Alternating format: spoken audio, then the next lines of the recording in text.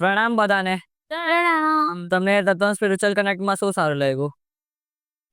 જે પ્રેમથી અહીંયાના સેવાર્થીઓએ અમને જમાડ્યું, ફૂડમાં ક્વોલિટીમાં કોઈ કોમ્પ્રોમાઇઝ નહીં હતું.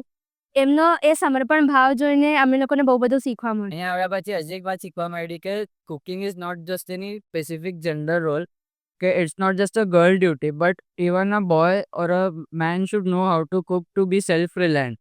પ્લસ એનાથી ઉપર સાહેબજીએ પોતે અમને અહીંયા કઢી ખીચડી બનાવતા શીખવાડ્યું, પાપડ શેકતા શીખવાડ્યું.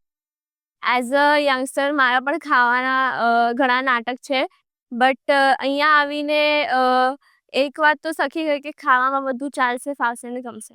હેલો હાર્દિકભાઈ. પ્રણામ.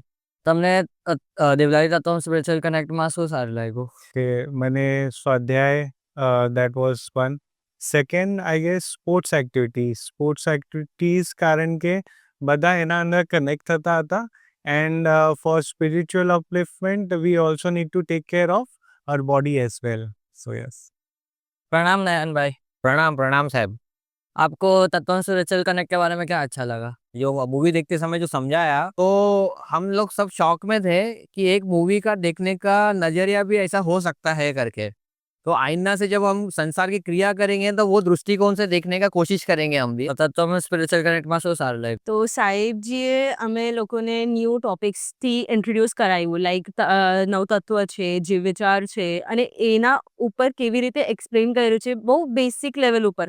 અને એ જે વાતો કરી છે અમારા સાથે, એનાથી છે ને અમે યંગસ્ટર્સને હજી વધારે રુચિ વધી છે. લાઈક પર્સનલી મને તો બહુ રુચિ વધી છે હજી સ્ટડી કરવા માટે.